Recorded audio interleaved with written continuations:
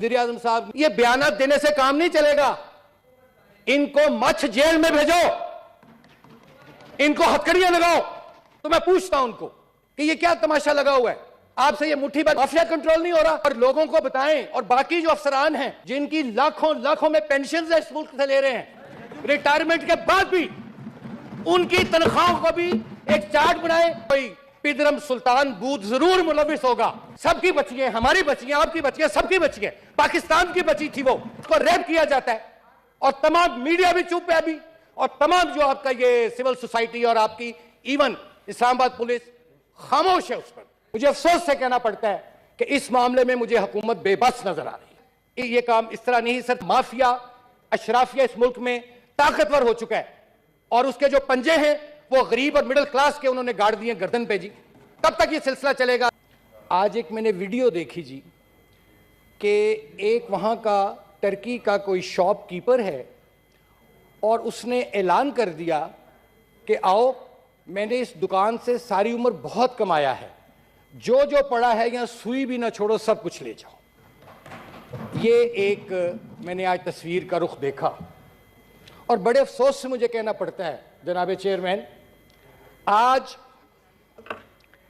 9 دن ہو گئے ہیں, اور 10 دنوں میں 2 مرتبہ پیٹرول کی مصنوعی قلت پیدا کی گئی. آج بھی پاکستان کے مختلف شہروں میں پیٹرول جو ہے وہ عدم دستیابی ہے, دے نہیں رہے, اور مصنوعی قلت پیدا کی اور جھوٹ بول رہے ہیں. میں سمجھتا ہوں کہ یہ جو پیٹرول مافیا ہے اس نے حکومت کی ریٹ کو چیلنج کیا ہے, اور مجھے افسوس سے یہ کہنا پڑتا ہے کہ اس معاملے میں مجھے حکومت بے بس نظر آ رہی ہے. یعنی مجھے خود 1,000 روپے کے پیٹرول کے لیے 3 پیٹرول پمپ پہ جانا پڑا. چلو کوئی بات نہیں.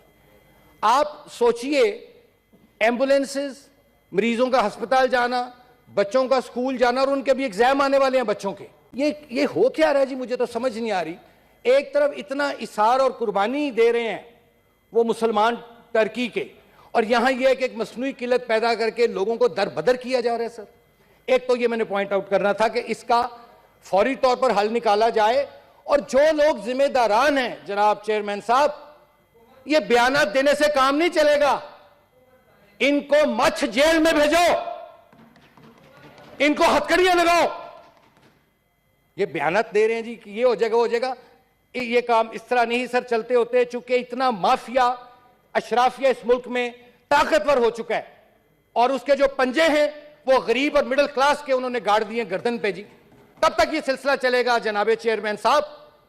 کاش آج یہاں وزیر پیٹرولیم ہوتے. تو میں پوچھتا ہوں ان کو کہ یہ کیا تماشا لگا ہوا ہے؟ آپ سے یہ مٹھی بھر پیٹرول مافیا کنٹرول نہیں ہو رہا؟ نمبر 2 سر کہ اس بات کو بھی آج نواں دن ہے غالباً, ایک انتہائی افسوسناک, اندھوناک, شرمناک واقعہ ہوتا ہے F9 پارک اسلام آباد میں. یہ جس وقت میں آپ کے سامنے گزارشات پیش کر رہا ہوں, ابھی تک اس واقعہ کے ملزمان گرفتار نہیں ہو سکے, اور اس کو بلیک آؤٹ کر دیا گیا.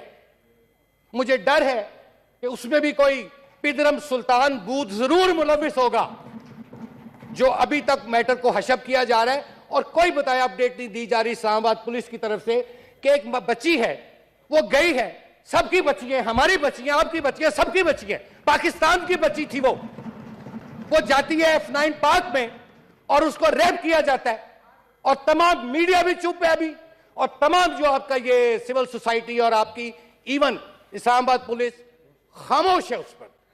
میری یہ گزارش ہے کہ اس معاملے کو سر ٹیک اپ کر کے انٹیریئر منسٹری میں کمیٹی میں بھیجا جائے, اور آئی جی جو ہے وہ آ کر ہمیں بتائے کہ اس نے ابھی 9 دنوں تک 10 دنوں تک اس معصوم بچی کے جو بھیانک سانحہ ہوا اس کے ساتھ, اس کے ذمہ داران کی گرفتاری کے لیے کیا کیا. اللہ ون سینٹنس آپ کی اجازت سے. آج میں اخبار میں پڑھ رہا تھا کہ, اور بڑا اچھا فیصلہ ہے کہ وزیر اعظم صاحب نے ایک آسٹیریٹی کمیٹی بنائی تھی, جس نے کہا کہ اپنے اخراجات کم کرو. بڑی اچھی بات ہے, ہونے چاہیے کم. اس میں یہ بھی لکھا تھا کہ اراکین پارلیمنٹ کی تنخواہیں کم کی جائیں، اوکے نو پرابلم. میرا صرف ایک مطالبہ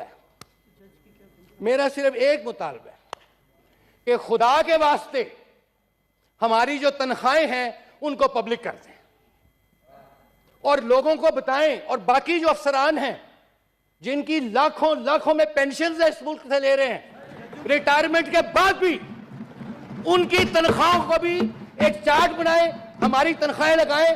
میں آپ کو یقین دلاتا ہوں کہ اگر سب سے کم تنخواہ جو وہ اراکین پارلیمنٹ لے رہے ہیں، لیکن میں نے کہا پبلک کرو، لیکن یہ تاثر عوام میں دینا کہ جیسے جو پارلیمنٹیرین ہے وہ بڑے کو لاکھوں کروڑ کو مارا پکڑ کے، سر یہ آئی ڈونٹ نو کہ یہ ہم کس طرف جا رہے ہیں. تو میرا یہ مطالبہ ایک یہ بھی ہے کہ ہماری تنخواہوں کو پبلک کیا جائے اور بتایا جائے کہ دیگر جو گورنمنٹ کے اداروں کے سربراہان ہیں، ممبران ہیں، ان کی تنخواہ. اچھا یہ ہے آصف کیانی جی، وہ جیسے کہا جاتا ہے کہ ساری زندگی تو انہوں نے نون لیگ کا ساتھ دیا اور اب آگے وہ انقلابی ہو رہے ہیں.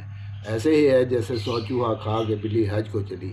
اور پھر یہ بات کرتے ہیں لیکن ان کے خمیر میں جو رچا بسا ہے جو 76 سال سے یہ کرتے رہے وہ نکلتا نہیں ہے. ابھی بہت ساری انہوں نے تنقید کی حکومت وقت پہ، وہ لا اینڈ آرڈر کے حوالے سے، اور پھر وہ بچی کا واقعہ انہوں نے سنایا 9 پارک میں، وہ ہر کسی کی بچیاں سانجھی ہوتی ہیں، عزت سانجھی ہوتی ہے، تو یہ فیلئر ہے گورنمنٹ کا.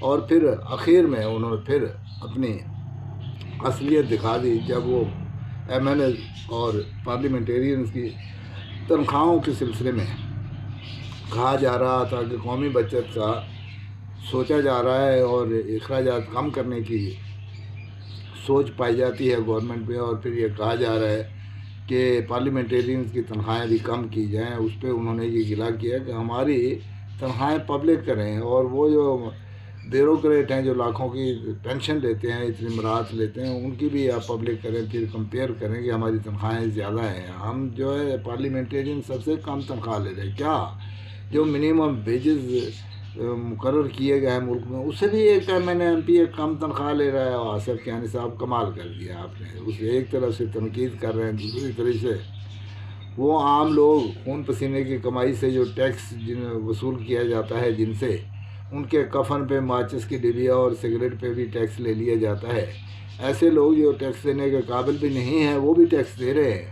ان کے پیسے سے کما کر اکٹھا کر کے جو بجٹ بنایا جاتا ہے اور جن سے آپ کی تنخواہیں بھی ادا کی جاتی ہیں، ان لوگوں کی تو منیمم ویجز 18-20 ہزار روپے ہے، اور آپ لاکھوں روپے تنخواہ لے کے بھی کہہ رہے ہیں کہ آپ کے سب سے زیادہ کم تنخواہ ہے. تو خدا کا خوف کرے. آوے کا آوا ہی بگڑا ہوا ہے، ہر شاخ پہ الو بیٹھا ہے، انجام گلستان کیا ہوگا. اگر کوئی نام نہاد انقلابی بننے کی کوشش بھی کرتا ہے تو بہت جلد اس کا اندر باہر نکل آتا ہے اور وہ سب کچھ اگل دیتا ہے جو اس کے باطن میں چھپا ہوتا ہے. یہ اس طرح سے انقلاب نہ آنے سے رہے. اور یہ 76 سال سے جو کچھ ہو رہا ہے وہ بھی شاخسانہ ہے انہی سوچوں کا، انہی لوگوں کا. ابھی اگر ان کو دیر سے سمجھ آئی ہے تو دیر آئے.